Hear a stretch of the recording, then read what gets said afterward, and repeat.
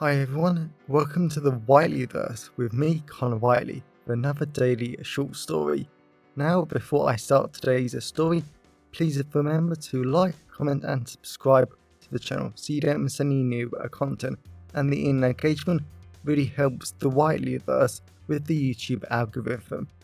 Also, if you want to buy this short story and any of my other fiction, then they're available from all major ebook retailers and at your local bookstore and local library if you requested, and you can order paperback copies from Amazon. Now, here's today's short story. I hope you enjoyed just as much as I did writing it. First wolf. Lilly Miller ran, lapped and tripped over a large branch as she tried to escape the creature following her. She hissed in pain as some thorns dug into her leg. She landed with a thud. Her hands sunk into the muddy ground and the coldness shot into her body.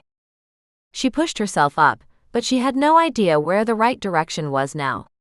The entire thick, dark forest looked identical in all directions. She bit her tongue.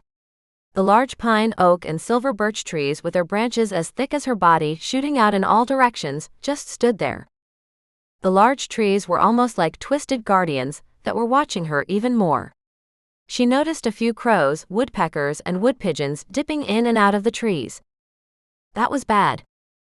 There wasn't a doubt in her mind that all those birds, creatures, and hell, even the plants, were probably feeding her position back to the demon that hunted her. The forest floor was covered in strange roots that slithered across the ground like snakes, and whenever she tried to focus on them, they were perfectly still. She couldn't even be sure she hadn't imagined it all. The soft, muddy ground was perfectly reformed, like she had never fallen, never been here, or even traveled in one direction or another. She was lost. Lilly shivered a little as the ice-cold mud chilled her skin even more. Her jeans, white t-shirt, and black trainers were already wet, muddy, and a little shredded from all the plants trying to attack her. She shook her head. She felt a little insane, but she was sure those holly bushes, their roots, and those vines earlier had been moving towards her and only her. It was like they had a mind of their own. Lilly shook away the silly thought. It was impossible for plants to think, behave, and target her. It simply wasn't possible, and she should have known that. She had studied biology at Kent University for the past 4 years. A twig snapped behind her. She spun round. She screamed.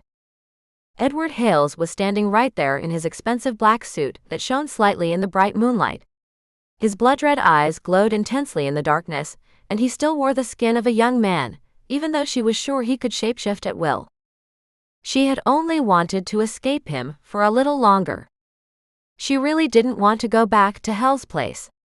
The strange former council estate where people died, disappeared, and other weird and twisted things happened every day without a second thought. She had only wanted to escape, never return, and start a new life. Yet no one ever escaped Hell's Place. She should have listened, she should have stayed, and she really didn't want to die. Little did she realize Edward had a much worse fate planned for her. "It's a beautiful night, isn't it, Lilly?" Edward asked like nothing was wrong. Lilly looked round. The cold night air stunk of hints of damp, moss, and mold. She knew she couldn't run, but she wanted to try. She went to run. Edward zoomed towards her and gripped her throat. "You are so beautiful," Edward sighed. "It's a shame Justin tried to kill you. He was so popular, so sporty, and he really cared about you." "What did you do to him?" Lilly asked. "I simply controlled him because it was fun. He tried to kill you, make love to you, and he would have been such a fun puppet." Lilly slashed at Edward with her long nails. She hit his face and her nails were ripped off. She screamed in agony, and her fingers bled. It was like trying to scratch granite.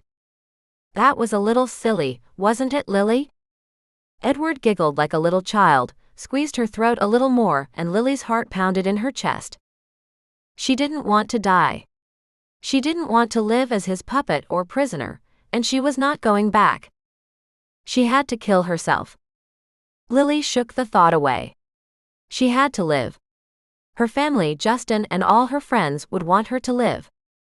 Edward kissed her on the cheek. His kiss was so gentle, so warm, and so seductive, that her mind went blank for a few seconds. Lilly kicked, screamed, and punched until her hands broke. She was not being a prisoner. She was not being a puppet. She was not going back to Hell's Place. Edward clicked his fingers. 2 large vines zoomed towards her and restrained her wrists. "I do not want my new toy to be hurt," Edward sighed, grinning. "You are so cute. You are so sweet, and I am going to have so much fun playing with you." Lilly felt her skin crawl, her stomach churned, and she just wanted to be sick. Maybe if she pretended to play along, she might be able to find an opening for escape. "Fine," Lilly said, frowning, "if you want to have sex. Let's do it, and get it over with." Edward giggled. "No, my dear. I have many sexual partners, but you will never be one of them. I have a much grander plan for you. I want you to become a guardian of Hell's Place for me. I want you to become a wolf." Lilly couldn't believe it. Wolves had been extinct in the United Kingdom for a few hundred years, because the wolves and bears in the UK would eat the fish and other animals that humans ate.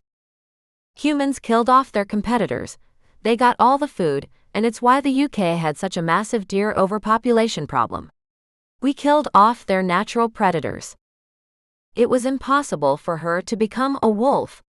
She was a human, and as beautiful as wolves looked, there was no way in hell she would ever want to be or could become a wolf. Edward pressed her head to one side. Lilly kicked and struggled and pulled at the vines. 2 more vines shot out to restrain her ankles. The vines round her wrists chomped into her flesh and absorbed her dark, rich blood, and Edward grinned. "You are going to be such a beautiful wolf," Edward sighed. "You will run through these forests forever. You will hunt down whoever tries to escape, and you will devour them for me." Her stomach churned. She couldn't do that. She was not killing another person. She was not harming someone else. She was certainly not stopping someone else from trying to escape. She was not living if that was her life. "Never!" Lilly shouted. She swung her head back as hard as she could to try and snap her own neck. Edward hugged her and grabbed her neck so she couldn't do it. Edward chomped on her neck. He sliced through her arteries, and Lilly cried in agony as she felt him do something to her biology. "For once, my beautiful girl," Edward sighed, "I won't make it painful." Lilly tensed as she felt her jawbone shatter, reform, and her mouth became a muzzle and wedge-shaped. She howled as her nose snapped and reformed to become larger, well-textured, and her sense of smell became much stronger. Lilly howled even louder as she started to smell the sweat on Edward Hale's body, his sweet aftershave, and each of the individual ingredients. She shook her muzzle. She started to smell birds, rats, and all the different animals living in the forest. She howled as loud as she could as her teeth were shattered like glass inside her bleeding mouth.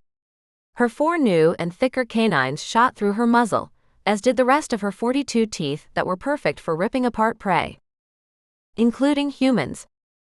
The vines released her. Edward grinned at her, and Lilly so badly wanted to shred him alive.